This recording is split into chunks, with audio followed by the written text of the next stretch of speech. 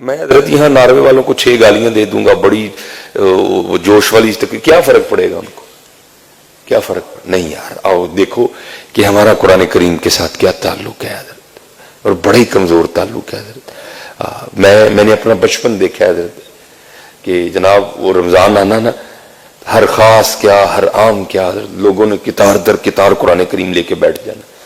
اب حضرت بیٹھتے کوئی نہیں، کیونکہ قرآن اور رمضان کو بڑی مناسبت ہے، شہر رمضان الذی انزل فیہ القرآن، لیکن حضرت اب لوگ رمضان میں قرآن کریم لے کے نہیں بیٹھتے، بعد میں کیا بیٹھتا ہوگا حضرت کو اس کو لے کے۔ اس لیے آج جا کے دیکھو سارے اپنے اپنے گھروں میں کہ قرآن پاک کی کیا حالت ہے حضرت۔ ہاں میں تو جاتا ہوں نا لوگوں کے گھروں میں، تو اکثر نظریں پڑتی ہیں تو دیکھتا ہوں حضرت غلاف تو بڑا قیمتی چڑھا ہوا ہے، لیکن دھول بھی بڑی پڑی ہے حضرت۔ وہ دھول بتاتی ہے کہ مولوی جی زمانے لنگے جے سانو ویکھیا زمانے لنگے نے حضرت۔ اس لیے کھولو قرآن کریم جا کے، ان کی بات چھوڑو، ان کو پوچھ لے گا حضرت انا نحن نزلنا الذکر وانا لہ لحافظون، پوچھے گا ان کو حضرت۔ وہ بڑا زوروں والا بادشاہ ہے، بڑا زوروں والا ہے، ہاں لیکن حضرت پوچھنا اس نے ہم کو بھی ہے، ہاں پوچھنا اس نے ہمیں بھی ہے۔ قرآن نے ہمارے لیے جا کے گلے کرنے ہیں یہ، اور یاد رکھو حضرت یہ ہم اپنی تباہی کا سامان ہم خود کر رہے ہیں۔ یہ ہمارے گھروں میں جو قرآن کریم پڑھا ہے نا،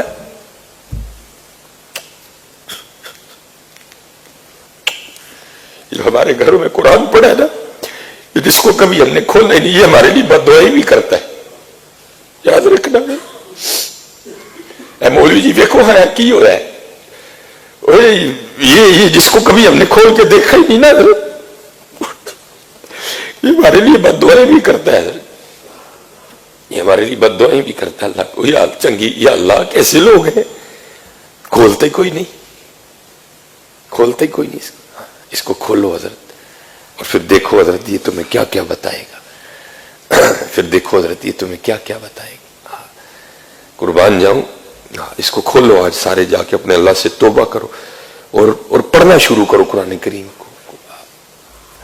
تو حضرت کل جا کے کچہری تو لگنی ہے، الف آیا سا تو لال خریدنے ون کولیاں دا گلے وچ پا بیٹھو، اور تینوں بھیجیا سی کستوری خریدنے میں، تیر ہنگ جوین دا لا بیٹھو۔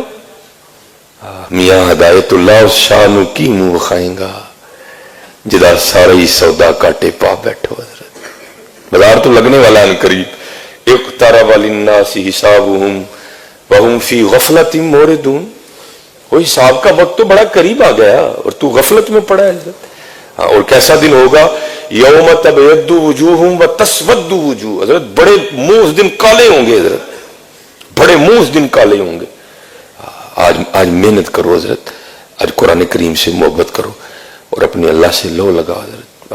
یہ بڑی میں نے بھی تقریریں کی ہیں، سر اوے ناروے والے تاڑی یہ تاڑی وہ، کیا فرق پڑتا ہے ان کو؟ دیکھو حضرت ہمارے حالات کیا ہیں، ہم قرآن کریم کے ساتھ کیا سلوک کر رہے ہیں، ہمارا قرآن کریم کے ساتھ کیا معاملہ ہے۔ اور حضرت یہ کسی پنجابی شاعر نے کہا تھا نا، اور بات بھی اس نے بڑی خوبصورت کہی تھی، اس نے کہا تھا اے قرآن نورانی شیشہ، اے قرآن نورانی شیشہ حق دا راہ دکھاوے، جڑا اس نو پڑھ کے عمل کماوے سدھا ہی جنت جاوے۔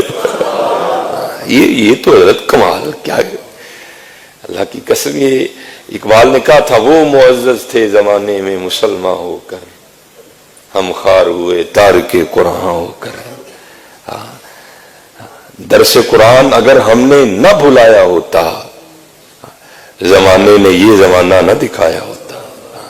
ان کی اتنی جرت حضرت، ان کی تو روحیں کانپتی تھی، ان کی اتنی جرت کیسے ہو گئی کہ وہ سرے عام بازاروں میں آ کر قرآن کریم جلائیں گے؟ لیکن حضرت ان کو پتہ ہے کہ اب امت مسلمہ کے حالات کیا ہیں حضرت، ان کی راتیں کیسی گزرتی ہیں۔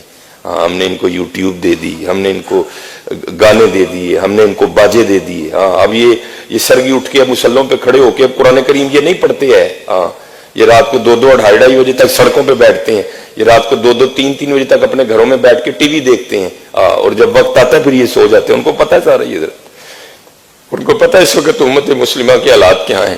اب جوانوں کے ہاتھوں میں قرآن اور تسبیحیں نہیں رہی، اب جوانوں کے ہاتھوں میں صرف موبائل ہے، صرف کا لفظ یاد رکھنا حضرت، ہاں صرف موبائل ہے اب ان کے ہاتھوں میں، اب ان کے ہاتھوں میں تسبیحیں نہیں رہی، ہاں اب ان کے ہاتھوں میں قرآن کریم نہیں، اب تو تسبیح پکڑ بھی لو تو آوازیں آتی ہیں جناب جوانی جی بابے ہو گئے ہو، ہاں اب یہ فکر دے دی گئی کہ تسبیح پکڑنا جوانوں کا کام نہیں، یہ بابوں کا کام ہے حضرت، ہاں یہ بابوں کا کام